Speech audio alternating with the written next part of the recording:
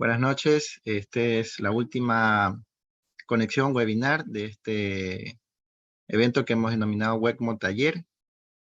Tenemos el agrado de contar nuevamente pues, con un amigo. Es el doctor Eduardo González Escudero, desde la Ciudad de México. Se conecta. El día de mañana pues estamos listos para recibir al segundo grupo aquí en la ciudad de Guayaquil, en Ecuador, en la Torre Médica Solaris, en el auditorio de la Torre Médica de Solaris, ¿no? A partir de las 8 de la mañana hasta el mediodía, aunque hoy día el grupo nos extendimos un poco. Bueno, pues Eduardo, el doctor Eduardo González tiene una formación académica de terapia intensiva cardiológica, ok, en el Instituto Nacional de Cardiología Ignacio Chávez, esto es por la Universidad Nacional Autónoma de México, un posgrado de la medicina del enfermo en estado crítico, en la unidad médica de alta especialidad por la Universidad Veracruzana. También tiene una especialidad de medicina de urgencias en el Instituto Politécnico Nacional. Y pues un sinnúmero de cursos, dentro de ellos el diplomado en ecocardiografía en el paciente crítico por la UNAM. Es especialista en ECMO por la Fundación Cardiovascular de Colombia. Y pues es también expositor del curso de monitoreo hemodinámico de Edwards Lifesciences. Bueno, podría seguir leyendo tu currículum, Eduardo, de largo, y nos llevaremos media charla casi. Eduardo, muchas gracias. Tu tema de esta noche, ECMO veno arterial. Te dejo adelante, Eduardo. Muchas gracias. A ti, Julio, muchas gracias por la invitación. Yo creo que ya para esas alturas deben de estar muy familiarizados con lo que es ECMO, cuáles son los componentes, cómo funciona un circuito de ECMO, qué configuraciones tenemos, qué modalidades de ECMO hay. Y bueno, ahorita vamos a apreciar un poquito sobre lo que es ECMO venoarterial, qué es lo que vamos a ver, qué es el ECMO, cuáles son los pacientes candidatos a un ECMO venoarterial, cómo se realiza la canulación en un paciente a ECMO venoarterial, y algo en lo que vamos a enfatizar mucho es qué debo de monitorizar en un paciente de ECMO venoarterial, y por último, saber más o menos cuándo un paciente está listo para salir de ECMO. Nosotros contamos en la terapia intensiva con diferentes máquinas o dispositivos, estrategias que nos permiten sustituir cada una de las funciones del organismo. Si el paciente tiene una insuficiencia respiratoria tipo 1 o tipo 2, le puedo poner un ventilador mecánico. Si el paciente tiene una falla hepática, le puedo poner una membrana de absorción de alto corte, como puede ser la terapia MARS, o darle una terapia de plasmaféresis. Si el riñón falla, le puedo dar una terapia de reemplazo renal, continua, intermitente, un SLED. Si no tengo una buena nutrición, no lo alcanzo por vía enteral, la puedo dar por vía parenteral. Y si el paciente tiene alteraciones hematológicas, puedo dar una terapia transfusional o dar algunos complejos protrombínicos, Octapro, Riastap, entre otros. Pero cuando falla el aparato cardiovascular, ¿qué puedo utilizar? Tenemos dos tipos de asistencia cardiovascular que podemos dar.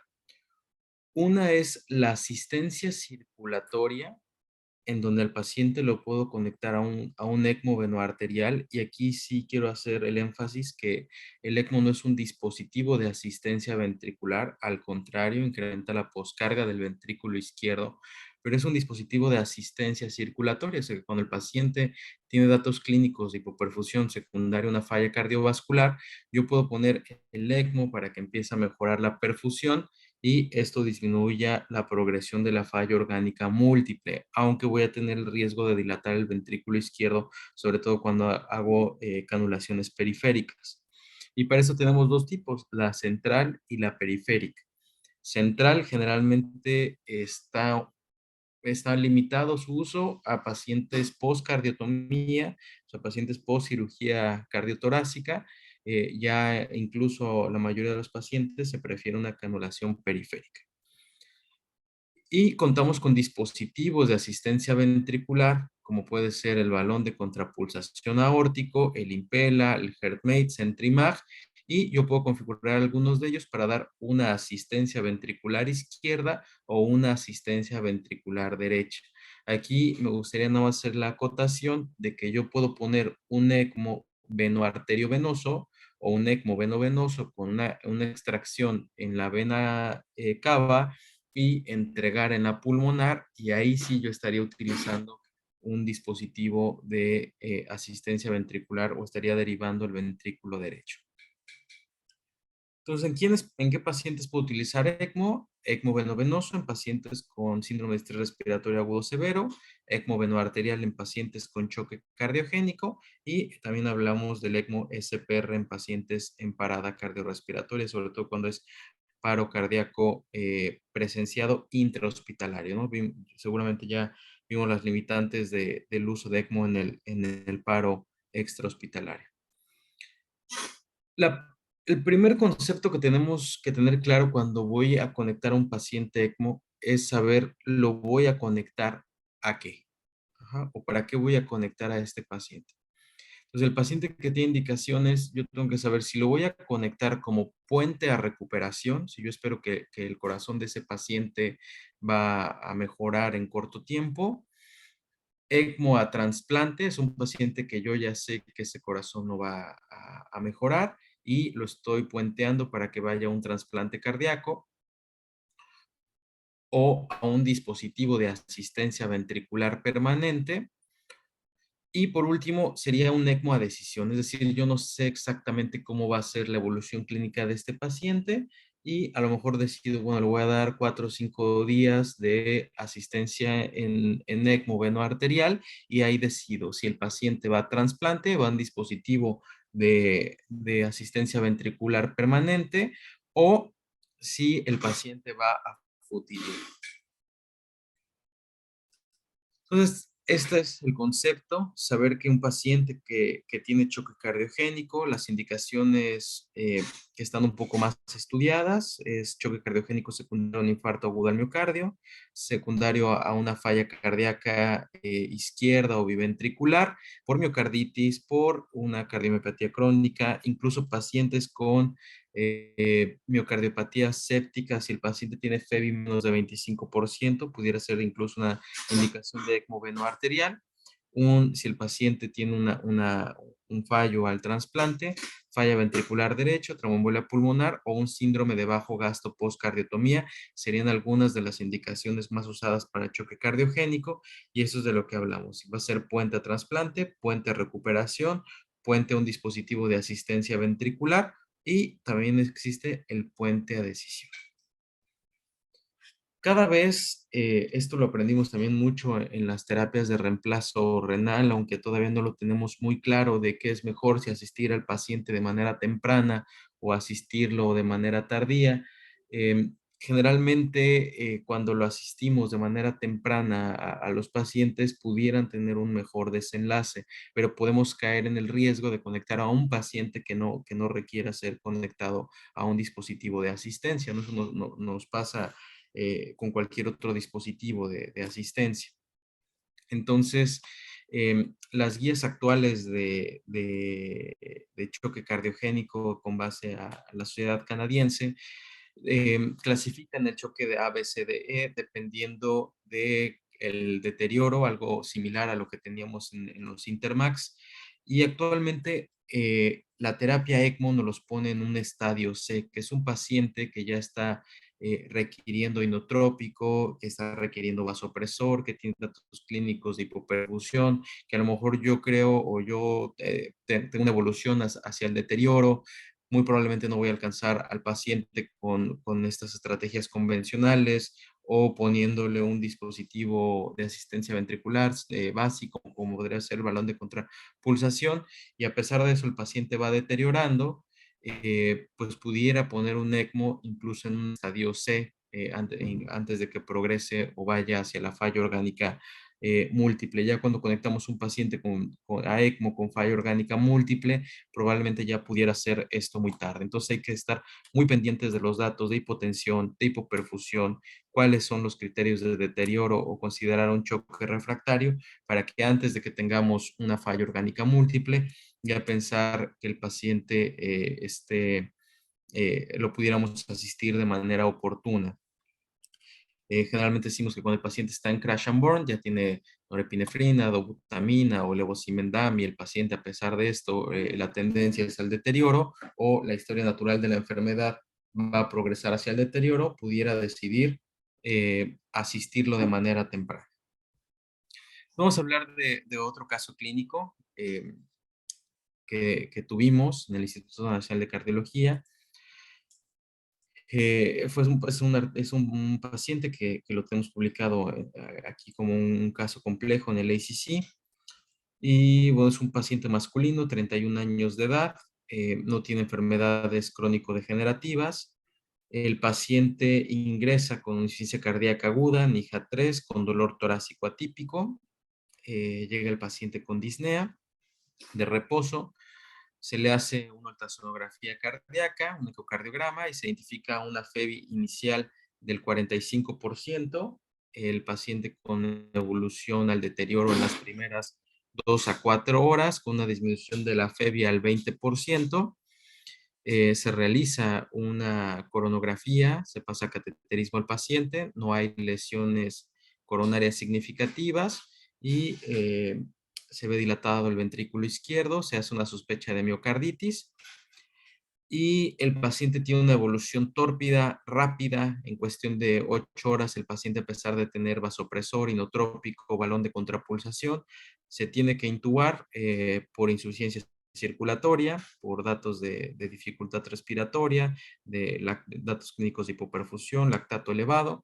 Por lo tanto, el plan es asistir a este paciente en ECMO. El paciente es un paciente con talla de 1,70, pesa 70 kilos, índice de masa corporal, eh, está ahí referenciado, taquicárdico, hipotenso, taquipneico, saturando el 93%, ya con datos de falla respiratoria, falla cardiovascular con un SOFA de 4 puntos, respiratorio de 2, en oliguanuria, ya con datos de lesión renal aguda, y esa es la gasometría.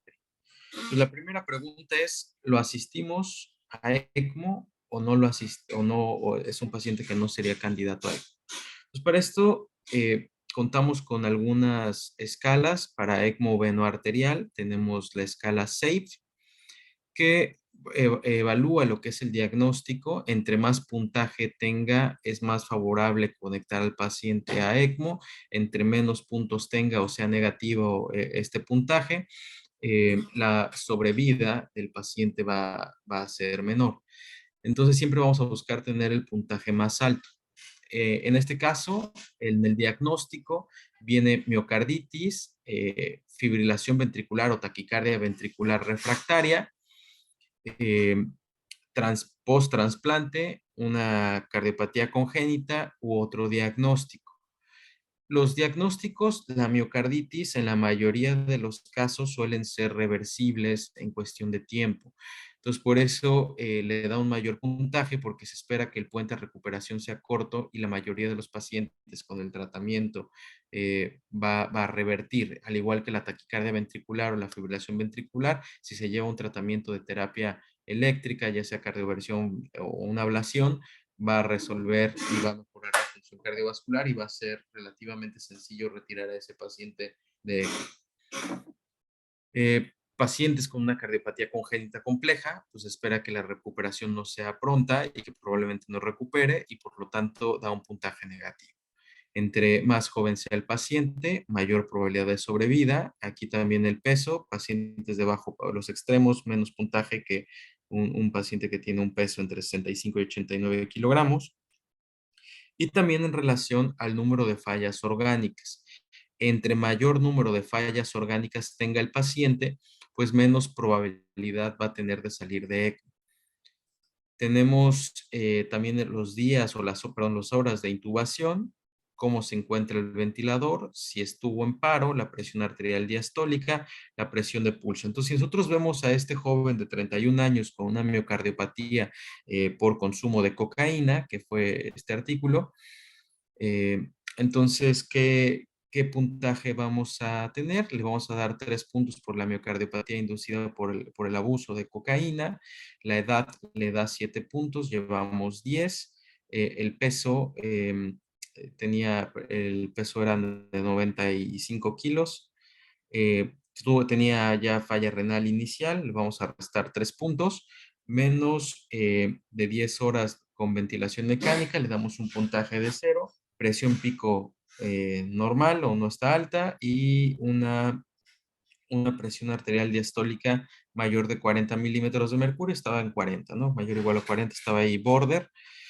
Y por lo tanto, el puntaje final de este paciente va a ser de 7 puntos. Entonces, es un paciente con más de 5, estaría en una clase 1 y tenía 75% de probabilidad de sobrevida si conectábamos a este joven, ¿no? Entonces, siempre que vamos a conectar a un paciente a cualquier dispositivo, vamos a hacer una intervención, generalmente o siempre en nuestra conducta médica, evaluamos el riesgo y el beneficio. Nosotros sabemos que un paciente con choque cardiogénico tendrá una mortalidad del 80%, pero que también hay algunos riesgos. Puede haber complicaciones de conectar a un paciente ECMO, puede haber isquemia cerebral, puede haber isquemia de las extremidades donde esté canulado el paciente, pueden cursar con hemorragia subaracnoidea, enfermedad vascular cerebral, sepsis, lesión renal aguda, infecciones importantes, y ese va a ser el riesgo que yo tengo que saber que va a cursar mi paciente si yo lo canulo a esta estrategia. Y que la sobrevida en un paciente con choque cardiogénico puede variar dependiendo de la patología por la que yo lo esté conectando, pero puede ser una sobrevida incluso del 75%. En promedio estamos hablando de un 50%. Esto no es cuestión de una sola persona, requiere un equipo de ECMO en donde tiene que haber cardiólogos, anestesiólogos, intensivistas, perfusionistas, nutriólogos, infectólogos, nefrólogos, hematólogos. Tiene que ser un equipo multidisciplinario para que el paciente pueda salir adelante. Entonces, ¿en qué configuración pondríamos a este paciente? Un paciente con un choque cardiogénico secundario a una miocardiopatía inducido por el abuso de cocaína. Lo adecuado sería un paciente a un ECMO venoarterial, ¿no? Entonces, este paciente con esta miocarditis sería candidato a una configuración de ECMO venoarterial. Entonces, estaríamos listos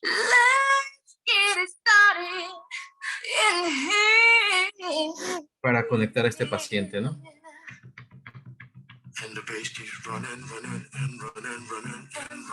Más o menos se ve la magia del ECMO, cómo se empieza a oxigenar la sangre y regresa. Pero, ¿qué debo de considerar yo para canular a un paciente a ECMO venoarterial? Puede ser incluso en la cama del paciente, es este paciente que ya tiene un balón de contrapulsación, que está con norepinefrina, vasopresina, dobutamina, y a pesar de esto tiene una mala evolución, va disminuyendo la FEBI. Entonces, del ECMO venoarterial tenemos central y periférico. Siempre vamos a preferir periférico, el Sport, sobre todo a pacientes que son candidatos a trasplante, pero por ejemplo este paciente que va a una miocarditis, preferiríamos una canulación periférica. ¿Qué diferencia hay entre una canulación de ECMO central, donde el ECMO central se canula en la aurícula derecha, y la de extracción y la de entrega a nivel de la aorta ascendente? Generalmente está indicado exclusivamente para pacientes post-cardiotomía. La ventaja es que va a tener un mejor flujo y que el flujo va a ir en sentido anterógrado, ¿no? En relación al flujo normal que tenemos del corazón. La diferencia de la canulación periférica, que va en contra del flujo e incrementa más la poscarga del ventrículo izquierdo. Y que también va a haber una mejor perfusión a nivel del sistema nervioso central, y no hay tanto problema de tener un ECMO, de tener un síndrome de Arlequín. ¿Qué riesgo va a tener? Va a tener más riesgo de mediastinitis este paciente, y al igual va a tener más riesgo de sangrado este paciente. Ventajas del ECMO en abordaje periférico: lo puedo utilizar en ECMO SPR, y una cuestión muy importante que debo de considerar es la isquemia en las extremidades. La canulación Sport, que puede ser a nivel axilar, pues tiene la ventaja de similar a una canulación central, evita alguna de estas complicaciones de la canulación periférica y permite la movilización eh, temprana del paciente. Muy bien. Entonces, el paciente se decidió conectar a un ECMO venoarterial con canulación periférica en una configuración fémoro-femoral, ¿no? Extracción venosa femoral y entrega femoral. Muy bien. ¿Qué tenemos que considerar de la fisiología del paciente en ECMO? Una canulación central va a tener un flujo anterógrado, va a disminuir la precarga del ventrículo derecho, pero algunas complicaciones de la canulación del ECMO periférico va a ser un incremento en la poscarga del ventrículo izquierdo porque el flujo va en dirección retrógrada, puede presentar el fenómeno de Arlequín, en donde la sangre se mezcla a este nivel, de la mitad para arriba puede estar hipoperfundido, cuando el ventrículo izquierdo logra compensar o mejora la contractilidad y la fracción de eyección del ventrículo izquierdo, pero sobre todo este incremento en la poscarga del ventrículo izquierdo puede disminuir la pulsatilidad, que se cierre la válvula aórtica, puede haber una dilatación aguda del ventrículo izquierdo eh, y se puede causar un trombo en el ventrículo izquierdo, que es una complicación catastrófica en estos pacientes y que en ocasiones para evitarla tenemos que hacer un venting. ¿Qué otro problema va a haber? Va a incrementar las resistencias vasculares pulmonares, puede disminuir, y para esta cuestión es importante medir para el incremento de la poscarga la pulsatilidad. Para el incremento de las resistencias vasculares pulmonares es importante medir la cuña. También puede disminuir la precarga del ventrículo derecho, disminuir el flujo distal de la pierna que está canulada. Entonces, son algunas consideraciones que debemos de tener. Voy a tratar de explicar en este esquema qué es lo que pasa, ¿no? Está la bomba, sale la sangre en una canulación, en este caso está central, pero puede ser a nivel de la vena cava con una canulación femoral. Entonces sale la sangre, esta es una presión negativa, que sería la P1, ¿no? Eh, de ahí pasa por la bomba, tendríamos la P2, que esta se vuelve positiva, esta es negativa, es más positiva, y de ahí tenemos la P3, que es positiva, no tanto como la P2, para poder favorecer que el flujo sea en ese sentido. Entonces, esta presión negativa va a descargar en parte el ventrículo, la aurícula derecha, pasa por la bomba, se vuelve positiva la presión, pasa por el oxigenador, sale la sangre oxigenada y va a regresar en sentido contrario hacia la aorta. Entonces, este flujo que yo estoy teniendo en este sentido, lo que va a hacer es cerrar la válvula, va a ser tanta presión que puede cerrar la válvula aórtica, ¿no?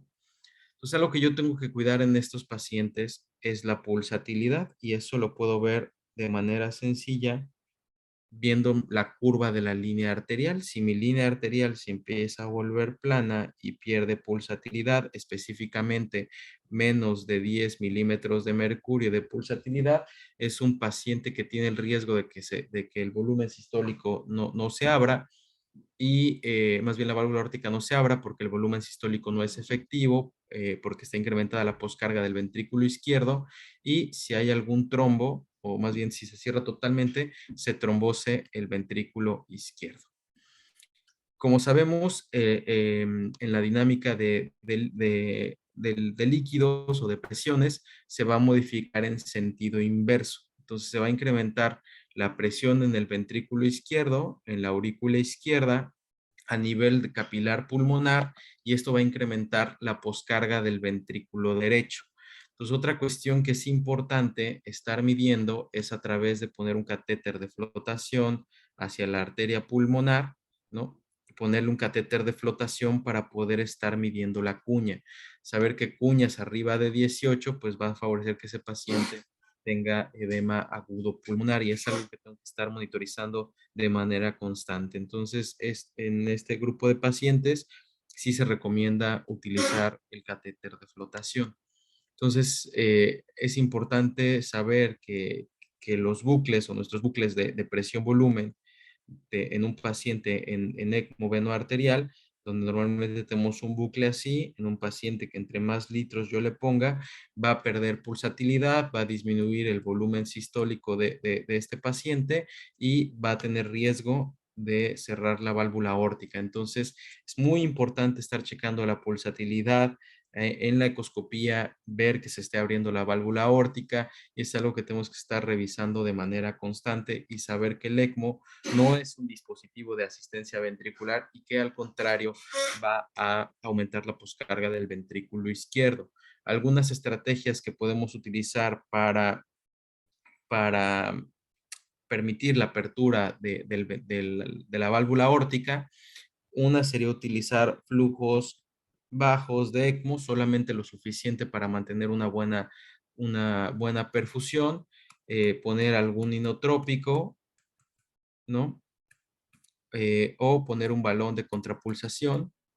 En el caso de que esto no funcione, tendríamos que escalar ya sea a un venting, a un dispositivo de asistencia ventricular, eh, que sería algunas de las estrategias que pudiera yo hacer para disminuir la poscarga del ventrículo izquierdo. ¿Sí?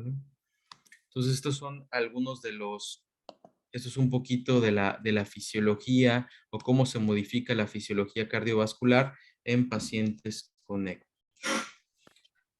Ahora, ¿cómo voy a seleccionar la cánula? También comentarles que esto puede ser dinámico, ¿eh? Si alguien en algún momento quiere hacer alguna pregunta, adelante, ¿eh? Igual, Julio, si quieres hacer alguna participación, sin ningún problema. Entonces, ¿cómo vamos a elegir la cánula?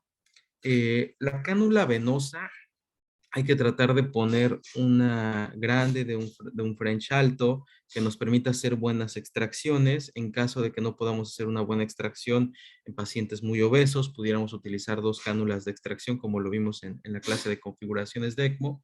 Pero lo que es importante es saber cuál va a ser mi flujo que yo deseo para poner a un paciente y tratar de utilizar la cánula arterial. Entre más pequeña sea la cánula, menos riesgo de isquemia en la extremidad va a tener, pero también va a ser menor el flujo que nos va a entregar. Entonces, tenemos que hacer una relación riesgo-beneficio en relación a la isquemia con el flujo que yo le quiero entregar al paciente. Entonces, ¿cómo voy a seleccionar la cánula? Pues primero, dependiendo de la configuración clínica que va a tener mi paciente. Si es un ECMO veno-venoso, pues bueno, van a ser dos cánulas venosas. Las que utilizamos en el instituto generalmente son Medtronic. Eh, si va a ser una configuración venoarterial y también saber qué sitio voy a utilizar para la canulación. Si va a ser yugular, si va a ser axilar, si va a ser arteria pulmonar o si va a ser femoral arterial, ¿no? También va mucho en relación a la experiencia del centro. Por ejemplo, en Bucaramanga tienen mucha experiencia hacer cánulas cruzadas, poner cánulas en la arteria pulmonar. Nosotros en el instituto tenemos más experiencia en canulaciones centrales, en pacientes postcardiotomía y en todos los demás en pacientes en canulación periférica.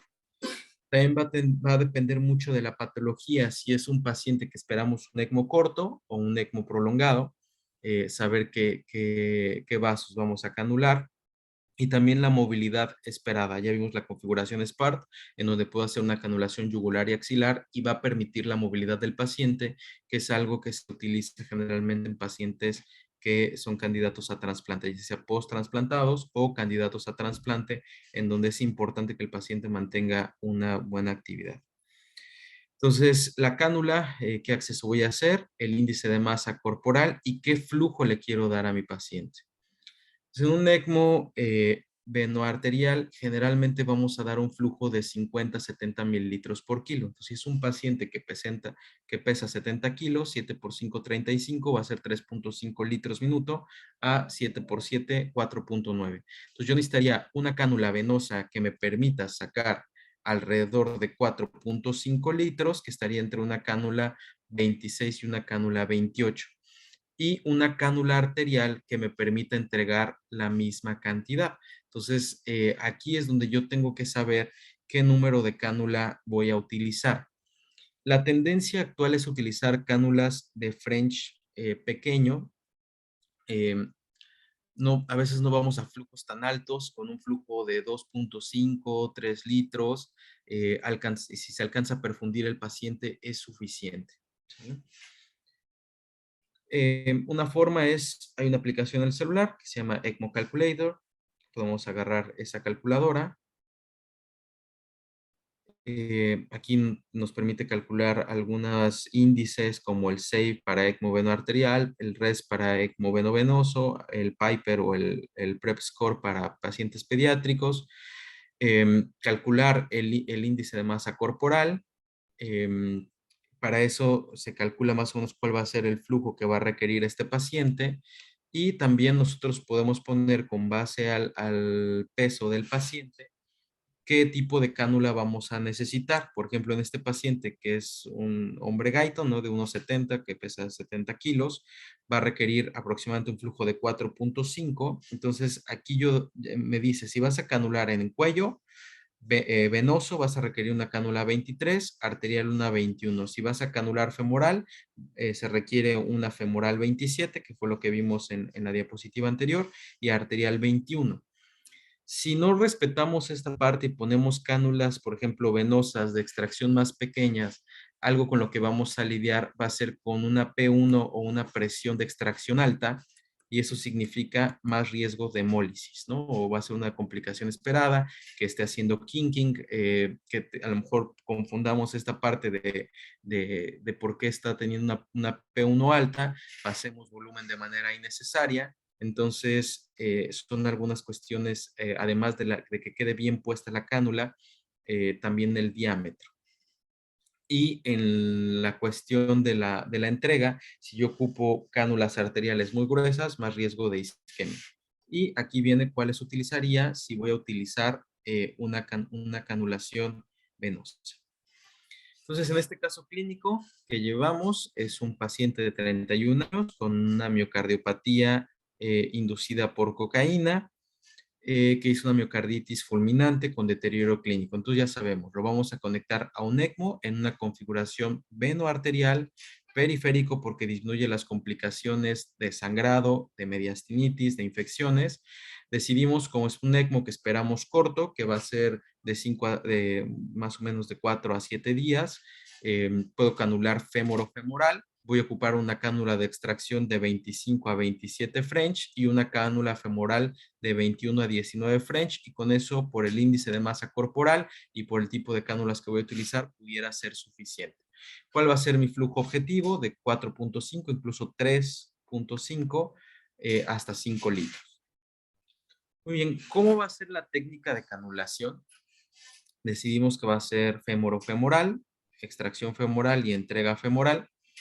Cuando nosotros vamos a canular al paciente, es importante hacer profilaxis con un antibiótico. Generalmente utilizamos cefalotina. Utilizar heparina antes de la canulación, minutos antes, que van a ser 5,000 unidades, que va de 50 a 100 unidades por kilo. Se prefiere que la canulación sea percutánea, y si es percutánea, guiada por ultrasonido. En los casos de que el paciente sea obeso o la anatomía esté complicada, se prefiere que sea abierta. Y eh, una recomendación, a diferencia de esta imagen, es que las cánulas no vayan en la misma extremidad. Se prefiere poner una cánula, la de cánula si va a ser femoro-femoral, la cánula de extracción derecha y la de entrega del otro lado. Y una cuestión importante que en algunos casos es controversial, nosotros en el instituto generalmente lo hacemos de rutina, es poner un catéter de perfusión distal. ¿Por qué? Porque yo le voy a robar toda la perfusión, todo el flujo a esta pierna con el flujo retrógrado del ECMO. Entonces lo que hago es poner un catéter, que puede ser un introductor de 6 a 9 French, lo coloco y así permito la perfusión distal de esa pierna, ¿no? Entonces, esta es la función del catéter de perfusión distal, eh, hacer que el flujo llegue a la extremidad que está comprometida. El, algunas preguntas es uso rutinario o rescate. Probablemente sea mejor utilizarlo rutinario. En algunos centros se utiliza como estrategia de rescate, ya que hay una hipoperfusión en la extremidad. ahí se pone el catéter de perfusión distal. Nosotros lo hacemos prácticamente de rutina y cuando tenemos algún problema extra, a pesar de tener el catéter de perfusión, pues bueno, ahí verá angiología si hace una derivación, un bypass. ¿Cómo funciona? Pues es colocar un catéter de 6 a un introductor de 6 a 9 French en sentido retrógrado al flujo del ECMO o en relación al sentido normal y va en la arteria femoral superficial. ¿Tiene complicaciones? Pues sí, pero son por el ECMO, no tanto por el catéter de perfusión. Al contrario, el catéter de perfusión ayuda a evitar esta isquemia. Cuando lo coloco, dependiendo del escenario, si es un ECMO programado o un ECMO que voy a canular, generalmente pongo primero el catéter de perfusión y después pongo la cánula de ECMO. Esto, la razón es porque es más fácil poner primero el catéter de perfusión y luego la cánula de ECMO. Si lo hago al revés, me puede costar un poquito más poner el catéter de perfusión, aunque si no se puso por X o Y situación o porque el centro lo tiene como parte del tratamiento de la isquemia, se puede poner también guiado por ultrasonido.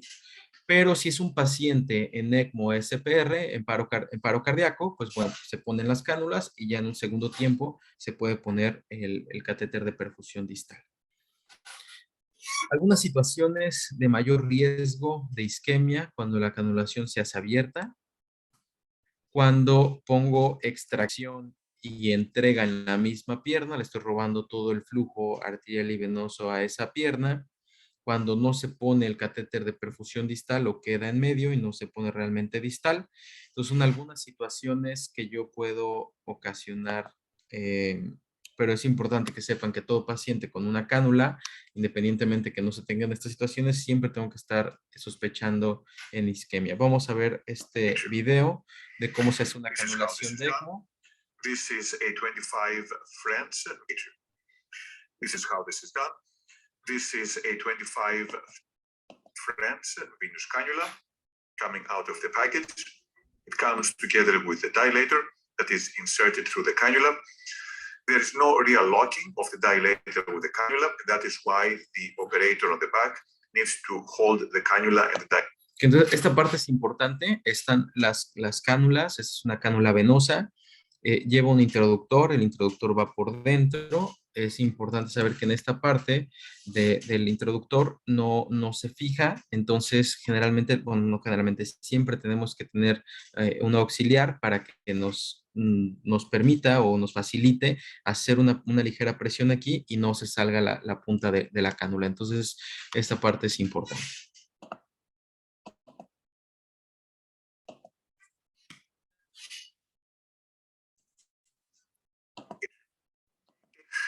The catheter Steve is to hold the cannula and the dilator assembly together while the cannula is being advanced.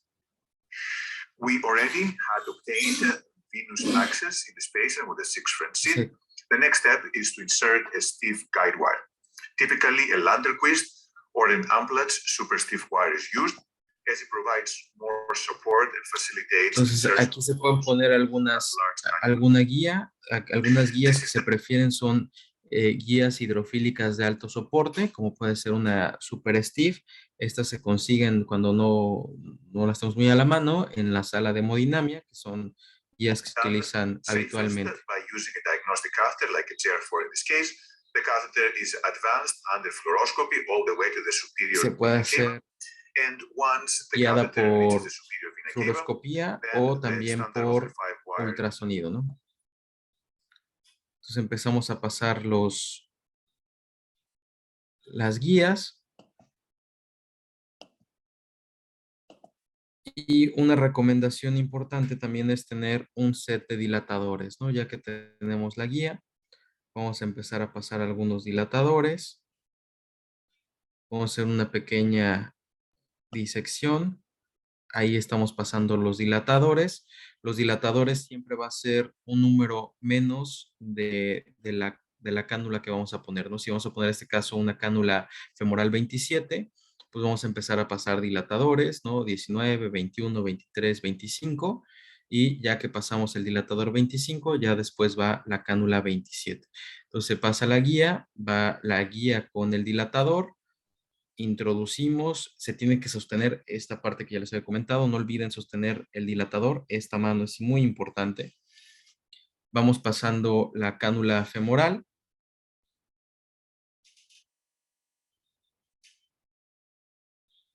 Muy bien. Ya que está la cánula femoral,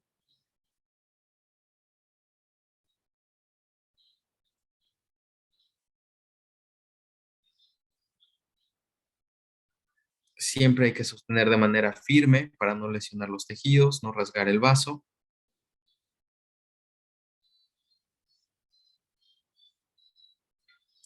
Vamos a tener una pinza lista.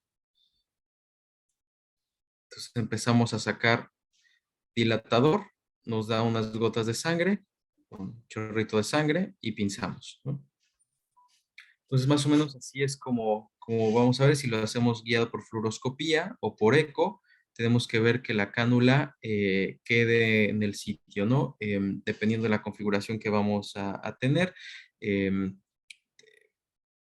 Por ejemplo, puede quedar después o idealmente una cuestión es que quede después de la suprahepática, ¿no? A nivel de la aurícula derecha. Entonces hacemos la canulación, corroboramos la posición y ya quedó la cánula venosa. Entonces, ya que tenemos la canulación venosa, empezamos con la canulación arterial. Se prefiere en el otro lado, son cánulas de 15, 19, 21 French. Idealmente en la pierna contralateral, ¿no? O en la otra pierna. Igual ya tenemos listo el acceso, le podemos poner un introductor o un catéter venoso central. Ya que tenemos el acceso arterial, igual lo podemos hacer percutáneo. Pasamos guías, pasamos una guía super stiff, un introductor.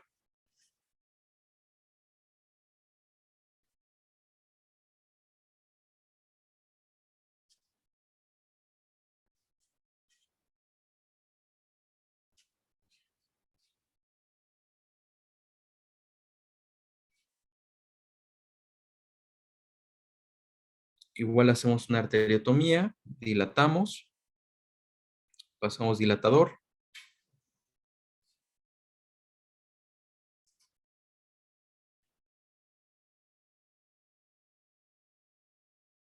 Es importante tener un cirujano cardiovascular o un angiólogo por si hay alguna complicación se pueda resolver de manera oportuna.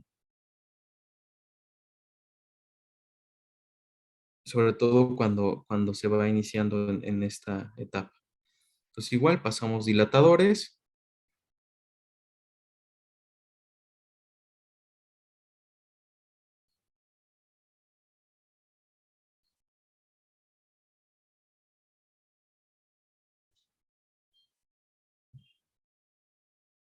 Pasamos la cánula arterial.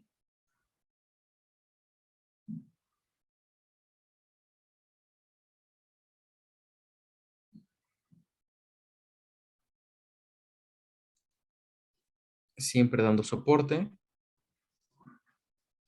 Dando soporte. Esta parte es importante. Tiene que estar aquí agarrando para que no se salga la cánula. La pinza lista. Retiramos guía. Retiramos introductor.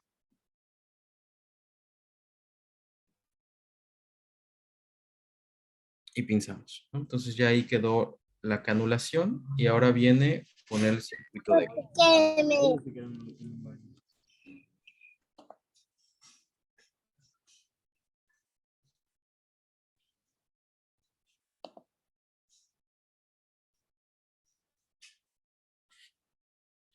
Muy bien. Ya que el paciente está canulado, adaptamos el circuito. Vamos a ver esta parte. Con femoral artery, we cut the drape, and then we repress. The next step is to make sure that the tube and the cannulae, the artery, the Esa es blue una parte is for the importante. vein, Siempre hay que and we evitar que typically entre first do aire. the connection between the venous side.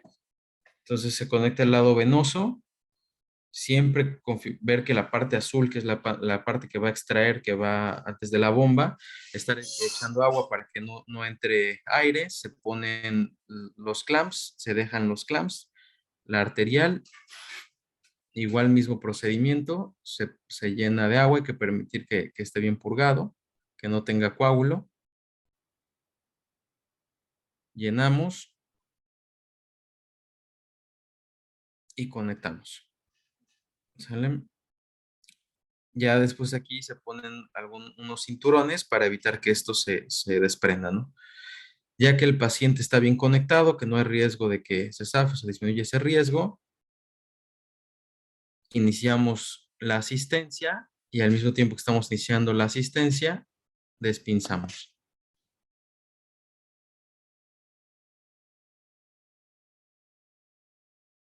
Cánula de extracción femoral derecha, va a ir al ECMO, va a pasar por la bomba, luego por la membrana, regresa oxigenada y ya estamos en asistencia.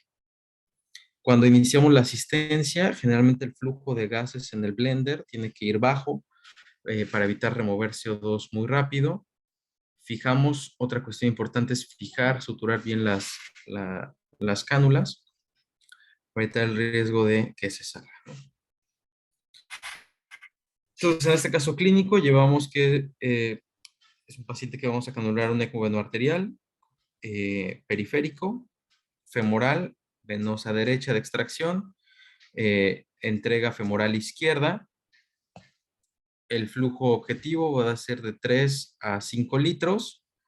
Y ahora sí viene la parte de la monitorización, ¿no? Es un paciente que tiene que estar monitorizado, hacer una monitorización de la ventilación mecánica. Tenemos que tener los signos vitales, la capnografía. Algo muy importante es la línea arterial que tiene que ir siempre del lado derecho. Ver la pulsatilidad, hacer la monitorización del ECMO P1, P2, P3, el delta de presión, la hemoglobina, la saturación del ECMO, la saturación venosa del ECMO. También es importante ver en algunos casos que se disponga hacer la interpretación de la curva de la línea arterial para ver el gasto cardíaco. Esto tiene sus limitantes en el ECMO venoarterial al cambiar la pulsatilidad del flujo por un flujo lineal, pero nos ayuda un poco más la tendencia que el valor absoluto. En ECMO venovenoso es sumamente útil. También es importante tener la oximetría cerebral y periférica para ver la perfusión distal y también la cerebral, ¿no? Entonces, aquí es la doctora de imagenología que nos ayuda a evaluar el flujo Doppler. Entonces, cuando hablamos de complicaciones en ECMO, este tema me parece que ya lo vieron, pero es importante monitorizar en ECMO venoarterial. Podemos tener complicaciones del ECMO, como puede ser una entrada masiva de aire, como puede ser un fallo en el oxigenador, como puede ser una trombosis del sistema, una trombosis de las cánulas, y tenemos que estar al pendiente de ellas en nuestra visita diaria, hacer el check-up también del ECMO. También complicaciones del paciente derivadas del ECMO, como puede ser infecciones, sangrado, trombocitopenia, coagulopatía, isquemia, cierre de la válvula aórtica, dilatación aguda del ventrículo izquierdo, entre otras. Entonces, estas son algunas de las complicaciones. Las podemos dividir por aparatos y sistemas, complicaciones neurológicas, la hemorragia intracerebral se presenta hasta en el 3.4%, enfermedad vascular cerebral isquémica en el 1.8%, muerte cerebral, crisis epilépticas, neumotórax, hemorragias pulmonares, arritmias que requiere el paciente, RCP, taponades, sobre todo en canulaciones centrales. Una de las fallas más frecuentes es la falla renal. Las infecciones también son sumamente frecuentes, ¿no? Eso lo hablamos al principio, cuáles son las complicaciones más frecuentes del ECMO: sangrado, infecciones, falla renal. Algunas complicaciones hematológicas que tenemos que estar monitorizando, una de ellas es la hemólisis y la coagulación intravascular diseminada. Si de por sí en terapia intensiva a veces es un poco complicado hacer la diferencia entre una CID, en qué fase está, si el paciente está cursando con una púrpura trombocitopénica, si está haciendo hemólisis. Cuando agregamos el componente del ECMO, tenemos que saber si es un fallo en el circuito, una trombosis de las cánulas, una trombosis del oxigenador, una trombosis de la bomba, o si el paciente está haciendo trombocitopenia inducida por heparina, si estamos anticoagulando con heparina. Entonces se agregan algunos otros factores que tenemos que considerar. Sangrado en sitios quirúrgicos, a nivel de las cánulas, hemorragia de tubo digestivo y las complicaciones relacionadas al circuito. Que se coagule la membrana o que tenga trombos la membrana, falla del oxigenador, que tengamos que cambiar el circuito, el filtro, entre otras, ¿no? Y unas que vamos a ver, que yo considero muy importantes, porque también la frecuencia no es despreciable, son problemas de isquemia a nivel de la canulación. Pues cuando nosotros hacemos el monitoreo multimodal de estos pacientes, se recomienda tener un electroencefalograma continuo. Si no se tiene, ver por lo menos un monitoreo del índice biespectral, ver la tasa de supresión, nos puede orientar a si el paciente está teniendo actividad epiléptica, o también hacer ver la sedación del paciente, recordando que estos pacientes que se asisten, lo que se busca es despertarlos y empezarlos a rehabilitar lo antes posible. Evaluar la oximetría cerebral regional y no solamente la cerebral, también estoy hablando de la periférica, ¿no? Para ver la isquemia de extremidades o si el paciente está teniendo un síndrome de Arlequín. Poner un catéter de flotación nos ayuda a ver la cuña para ver si el paciente está haciendo sobrecarga del ventrículo izquierdo de manera temprana antes de que se dilate el ventrículo izquierdo. Medir la PVC para saber cómo está la precarga de mi ventrículo derecho. Y también si tenemos, podemos medir el gasto cardíaco de manera continua con una termodilución por el catéter de flotación, pues nos puede ayudar a ver la tendencia. A lo mejor el número no es real, sería más aproximado verlo por eco, pero sí vemos la tendencia, si el paciente tenía 2.5 y ahora tiene 1.7, algo pasó porque se está midiendo de la misma manera al mismo paciente con la misma técnica, entonces nos ayuda, tenemos esa disminución de un 15 o 20% que sería significativa, entonces lo que haríamos es ir a hacerle un eco y ver qué es lo que está pasando con el paciente. La línea arterial derecha siempre es importante que sea derecha, que nos va a identificar de manera más temprana el síndrome de Arlequín, que hablamos de él, que es cuando el corazón empieza a tener una mejor contractilidad, o se empieza a mejorar, compite contra el flujo del ECMO, la sangre en vez de mezclarse a nivel proximal, se mezcla a nivel distal y la mitad de arriba va a estar hipoperfundida y la mitad de abajo va a estar bien perfundida. Entonces es importante esta parte. Y también una cuestión es monitorizar la presión de pulso, ¿no? La pulsatilidad que nos indica que esa válvula aórtica se está abriendo de manera adecuada.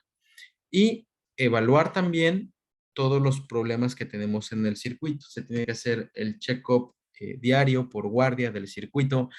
Cada vez que cambiamos de persona, tenemos que revisar que estén bien los puertos. Hacer el monitoreo de la P1 que nos traduce la presión de extracción. Cuando tenemos una P1 alta, ¿qué es lo que nos traduce? Por problemas de volumen o que se está teniendo un kinking o se está kinkeando, doblando la cánula, que tenemos una presión de extracción muy alta al inicio, que a lo mejor la canulación no es suficiente, que necesitamos una cánula más alta o poner una segunda cánula de extracción. La diferencia de presión nos habla de la vida del oxigenador, de qué tanta resistencia está haciendo el oxigenador debido a algunos trombos, dependiendo de la máquina va a ser el punto de corte. Aquí en Maquet generalmente buscamos en CardioHelp que la P1 sea menor de 100, que el delta de presión sea generalmente menos de 40, ¿no? Y eso nos garantiza que el oxigenador está funcionando, que tenemos buenas presiones. Además de la temperatura del paciente, tener el oxigenador prendido, estar evaluando la saturación venosa de oxígeno. Entonces, con este caso clínico, un paciente de 31 años con una miocardiopatía fulminante asociada o por el abuso de cocaína.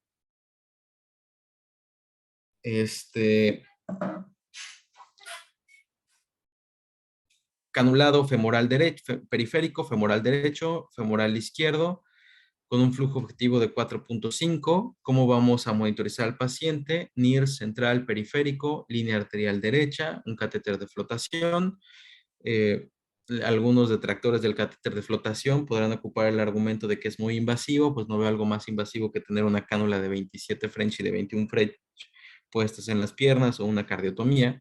Entonces hay que ocupar el monitoreo en la justa medida, ¿no?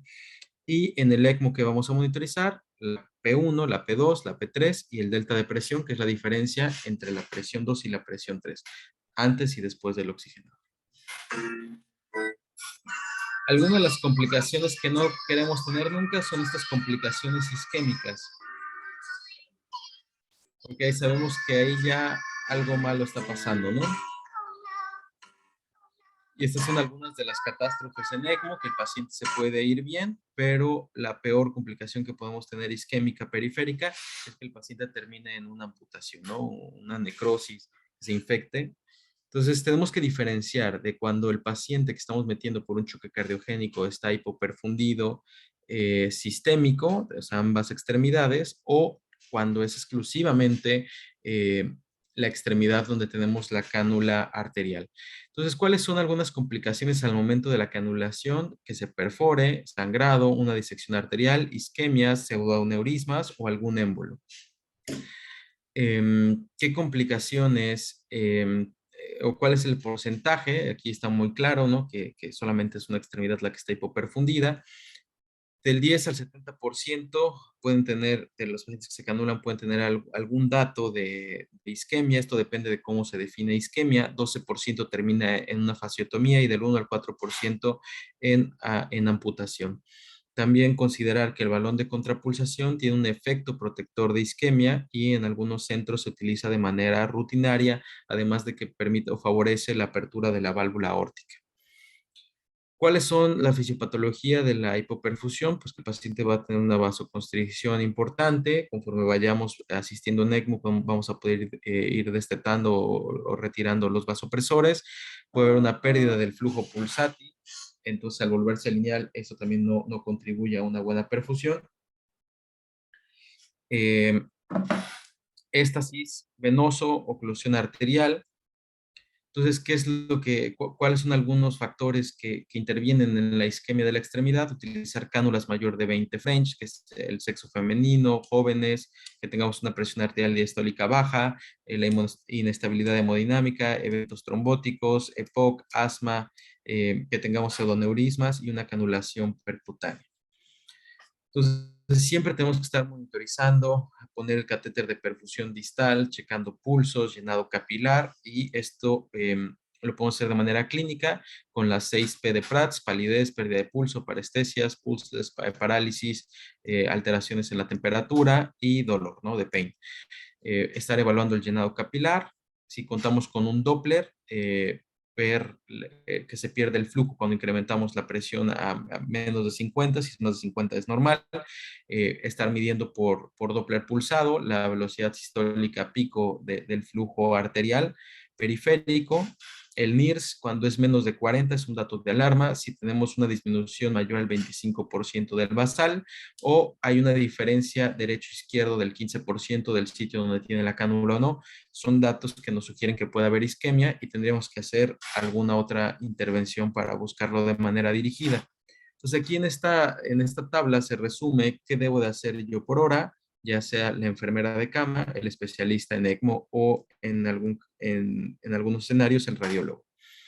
Entonces, lo que vamos a hacer por guardia y lo que hacemos si hay datos de hipoperfusión alterada en cualquier momento, ¿no? Entonces, si hay datos de perfusión alterada, hay que checar el Doppler, el pulso por Doppler, evaluar la temperatura, la apariencia, el llenado capilar, checar los flujos de ECMO, ver si haría cuando nosotros, sobre todo también cuando hacemos el winning, podemos ver un mayor porcentaje de isquemia.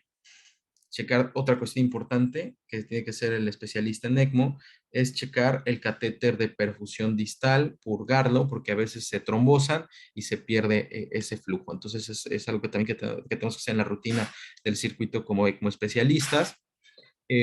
Hay algunos escenarios en donde se puede poner ECMO más balón de contrapulsación. Generalmente cuando ponemos ECMO venoarterial de rutina, nosotros ponemos balón de contrapulsación. También puede ser que el balón ya esté puesto, que no sea suficiente con aminas, sinotrópico y balón de contrapulsación y escalemos en ECMO. Entonces lo que hacemos es que en el sitio donde está el balón de contrapulsación, en ese femoral, ponemos la cánula de extracción venosa y del otro lado ponemos la cánula de extracción arterial. Algunos artículos han demostrado, sobre todo en choque cardiogénico por infarto agudo al miocardio, una mayor sobrevida en donde se hace esta combinación de ECMO más balón de contrapulsación. Como vimos, uno de los objetivos es permitir la apertura de la válvula aórtica. ¿Qué otros dispositivos de soporte podemos tener? Ahorita vamos a ver. Entonces, cuestiones que tenemos que agregar ahorita con lo que vimos en la canulación, tratar de poner un catéter de perfusión distal que se le puso a este paciente y también estar monitorizando la pulsatilidad y utilizar un balón de contrapulsación, estar muy pendiente de las extremidades. Este paciente ya venía con falla renal, entonces a veces también hay este tema del paciente, tengo que hacer también el soporte renal. ¿Cómo lo sustituyo? Una opción es poner, que es la última que se prefiere, poner un catéter extra, un catéter, un Majorcar para conectarlo a la hemodiálisis. Esta es la última configuración que se prefiere por el riesgo del catéter, de utilizar un acceso que después pudiéramos utilizar para poner otra cánula. Entonces, de primera instancia, aunque hay escenarios donde no se puede hemodializar en el circuito del ECMO y tendríamos que utilizar un catéter, ¿no? Aquí a veces queda la duda en qué parte del circuito del ECMO lo conecto. En esta máquina que está aquí en el CardioHelp, pues la bomba y el oxigenador están juntos, ¿no? Entonces, generalmente la cánula, o más bien la línea de extracción, la ocupamos exclusivamente cuando vamos a administrar volumen, sangre o algo urgente, pero procuramos no abrirla porque aquí sí podemos causar una entrada masiva de aire. Entonces, ¿cómo colocamos esto? Está la centrífuga, ¿no? Que a partir de la bomba, todo aquí va a ser presión positiva, aquí todavía viene presión negativa.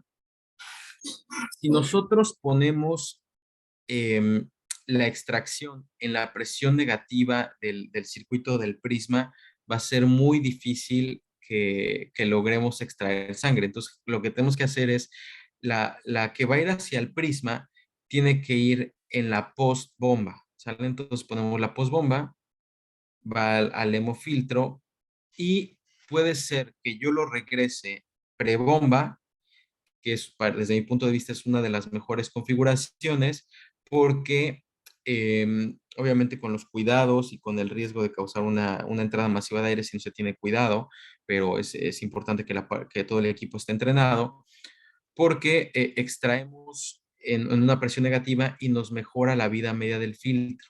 Si yo pongo post filtro, post bomba, el filtro de entrega, la presión va a ser positiva y a veces tenemos un poquito de problema con los filtros de la CRRT.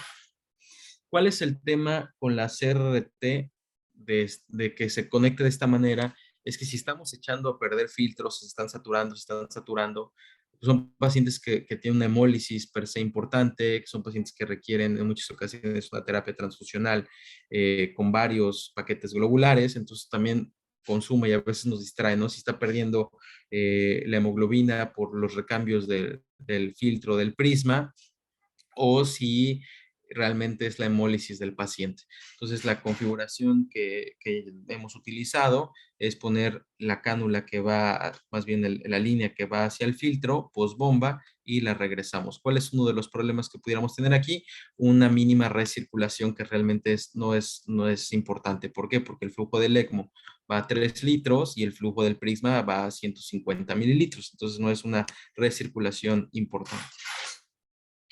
Entonces, en este caso clínico, tenemos ECMO venoarte periférico con una canulación femorofemoral, derecha-izquierda, con un catéter de perfusión distal para tratar de disminuir la isquemia.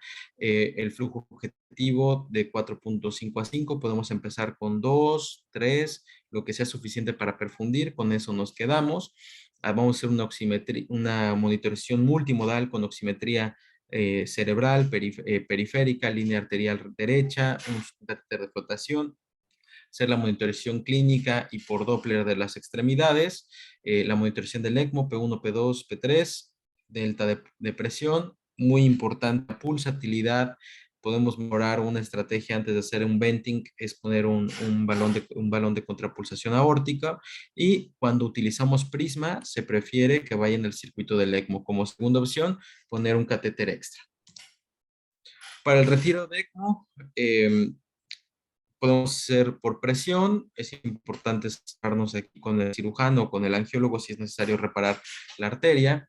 ¿Y cuáles van a ser los criterios de weaning del ECMO? Entonces, lo que vamos haciendo cuando ya tenemos al paciente estable, está sin aminas o con una dosis muy baja de aminas, empieza a haber una mejoría en la función orgánica.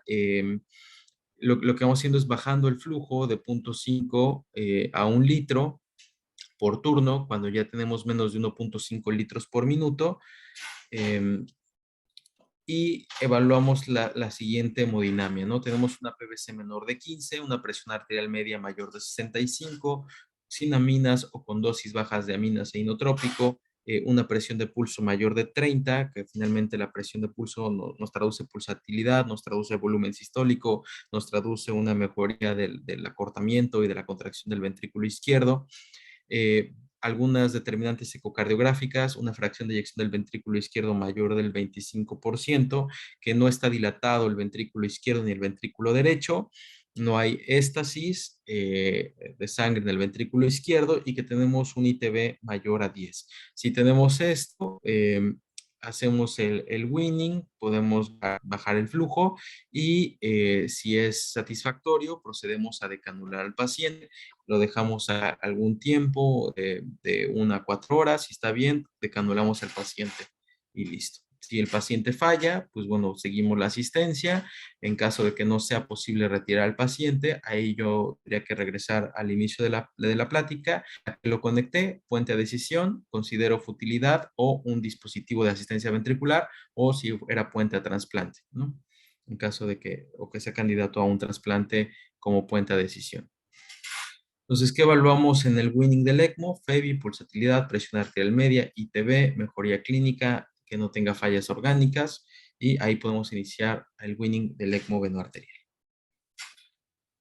Por mi parte, sería todo. Estoy atento para preguntas, comentarios. Muchas gracias. Les dejo mi contacto.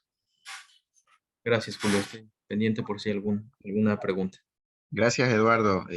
Una revisión excelente, bastante completa, desde inicio, con un caso clínico que nos dio bastante, ¿no? Si alguien tiene una pregunta, la puede escribir o abre su micrófono y la menciona. Quiero aprovechar que después de las preguntas estoy esperando un invitado especial. El médico no solo debe ver la parte técnica de la medicina, sino también, obviamente, la parte humana. Entonces, vamos a tener la conexión de alguien que fue paciente de mi equipo ECMO, pues, ¿no? Que sobrevivió al ECMO. Si alguien tiene alguna pregunta, bueno, mañana es el segundo día del taller de ECMO, que es en la Torre Médica Solaris, esto es frente al Mall del Sol. Empezamos 8 de la mañana y más o menos estaremos saliendo 12 del día. Hay un coffee break, una cortesía. No sé si alguien quiere aprovechar y quiere hacer alguna pregunta. Eduardo, tengo algunas preguntas hasta que alguien se anime. Sí, claro, amigo. Mira, creo que por ahí lo mencionaste algo en la parte del venting, ¿no? ¿Qué podemos hacer que podemos cambiar una configuración más? Que lo mencionaste cuando hablamos de configuraciones. Aparte de, ¿qué otras opciones tenemos, no? De una atrioseptostomía, perdón. que nos hables un poquito de eso. Sí, creo que lo vi un poquito cuando hablé de venting. Venting es una estrategia para descargar el ventrículo izquierdo, ¿no? Entonces, la fisiología del ECMO venoarterial es que como en canulación periférica, como es el flujo retrógrado, incrementa la poscarga del ventrículo izquierdo. Si esto vence la capacidad contráctil del corazón, se va a cerrar la válvula aórtica, va a dilatar el ventrículo izquierdo y es una complicación catastrófica en ECMO. Entonces, el venting es una estrategia para descomprimir o para liberar la presión del ventrículo izquierdo.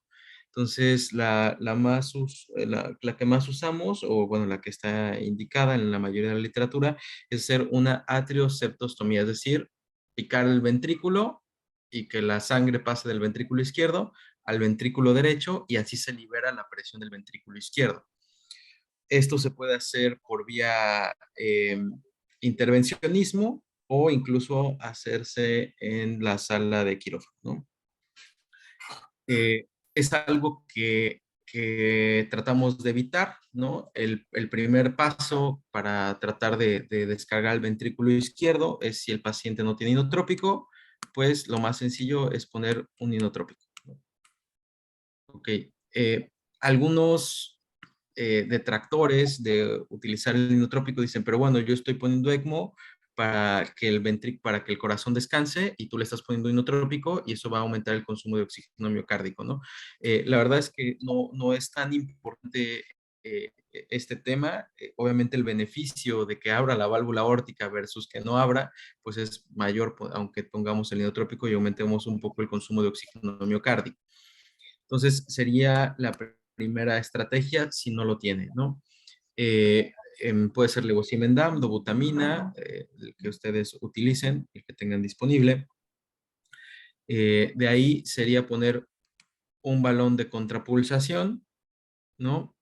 En el caso de que tengan dispositivos de asistencia ventricular, escalar a un impela, ¿no? O a un Centrimag izquierdo, pero pues en México apenas estamos poniendo los primeros Impela, no sé, y los primeros Centrimag, no tenemos mucha experiencia, no sé qué tanto tengan en Ecuador, pero bueno, es algo, ajá, Cero. es algo cero, ¿no? Sí, es algo nuevo, entonces, bueno, ¿qué otra cuestión puedo hacer antes de llegar a una atrioseptostomía? Pues puedo tratar con el mismo ECMO cambiar una configuración veno-arteriovenosa. Entonces, una parte del flujo que estoy aventando en sentido retrógrado, lo aviento si quiero descargar el ventrículo derecho también, lo pongo en la pulmonar. Y si no, pues lo aviento una parte del flujo hacia el lado venoso y también eso pudiera tratar de liberar la poscarga del ventrículo izquierdo. No sé si queda claro esta parte, pero es tratar de enviar una parte del flujo y regresarlo a la cánula de entrega, pero del lado venoso. ¿Sale? Sí, Una pregunta, usted Sí, está adelante. poniendo como una cánula de ven, ¿no? De ventrículo izquierdo para drenar, como se pone en cirugía cardíaca. Exactamente. Ya, y y eso se deriva al flujo venoso. Así es. Ya. Ese podría ser una estrategia para no llegar a ser una atrioseptostomía, ¿no? Pero eso es cuando hay canulación central, obviamente, porque Sí, saliendo de cirugía cardíaca, que el paciente necesite hemoveno arterial, y ahí se coloca en la cánula de ven para drenar la sangre del ventrículo izquierdo, o sea, el excedente, para que no así, dilate. así es. Así es. Ya. Entonces son algunas estrategias. Generalmente las que más vamos a usar va a ser el inotrópico y el balón de contrapulsación, ¿no? Ya de ahí, si no, pues habría que hacer un venting en el contexto de que no tenemos un dispositivo de asistencia ventricular, ¿no? Si tenemos un dispositivo de asistencia ventricular, pues le ponemos. Ujú. ok. Gracias, Eduardo. Ahí está la respuesta de por qué cuando no tengamos casos de ECMO, les sugiero entrar a cirugía cardíaca y sentarse al lado del perfusionista. Es bastante enriquecedora esa experiencia. Bueno, a continuación voy a permitir que se conecte mi amigo Jairo, y no sé si tengan alguna pregunta, quieran pues hacerle alguna pregunta a Eduardo desde la Ciudad de México, y pues si no pasamos pues a conversar con Jairo sobre esta experiencia como paciente, pues, ¿no? Si tienen alguna pregunta la pueden escribir o abren su micrófono, no hay problema. Bueno, acá Leonidas Plaza, ¿no? En primer lugar, muchas felicidades a los organizadores. No me tiro flores, pero lo organicé solito. Pero obviamente mis amigos de otros países me han ayudado mucho. Fabricio, el licenciado Fuentes en Colombia, Fabricio desde Lima, Perú. Eduardo, fantástico, siempre puntual y claro los conceptos contigo desde la Ciudad de México. Hugo Hernández, como el día de ayer, desde aquí de Ecuador. Y en el taller hoy y mañana Raúl estará junto a Nidia, que algunos ya la conocen, la conocieron hoy. Le voy a leer una pregunta y después le doy paso, Jairo. No hay problema. Buenas noches a todos. Jairo, un gran amigo. Tengo una pregunta. En caso de que la línea de entrada en la arteria tenga complicaciones en la introducción o en el inicio del ECMO en sí, ¿cuál sería otro acceso arterial accesible? Eduardo. Por lo que entiendo estamos poniendo la cánula de entrega arterial femoral y hubo algún problema, no pudimos agarrarla, ¿no? O sea, de primera instancia tenemos por ejemplo, si tenemos la venosa del lado derecho, tendríamos dos opciones. Una, con el riesgo de isquemia y estando muy pendiente de ello, si no pudimos accesar la femoral izquierda, pues ponerlo en la femoral derecha. Si no, pudiéramos buscar un acceso axilar. En el caso de que por X o Y no se pueda, nos pudiéramos ir a una canulación central, ¿sale?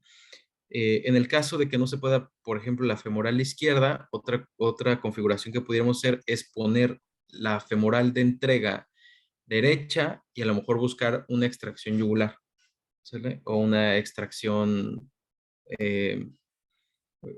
yugular sería el primer acceso, ¿no? Ok. Cambiamos el lado. Ujú. No sé si se respondió a la pregunta. Bueno, la verdad es que tendría yo bastantes preguntas, ¿no?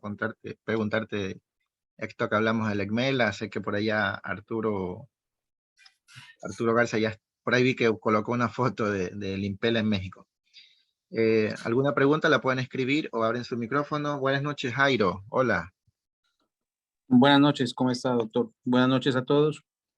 Buenas Bueno, noches, muchas gracias. Jairo es un amigo que me lo dio el ECMO.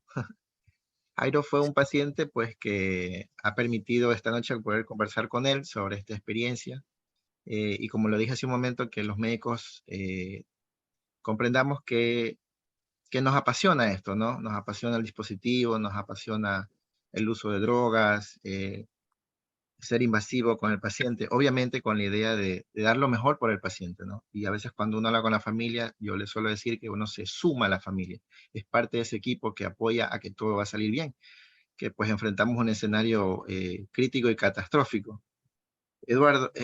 Jairo, eh, cuéntanos un poquito el resumen de esto que viviste. ¿Cómo fue tu experiencia? Si quieres contarnos esto que sabemos que fue duro para ti y tu familia.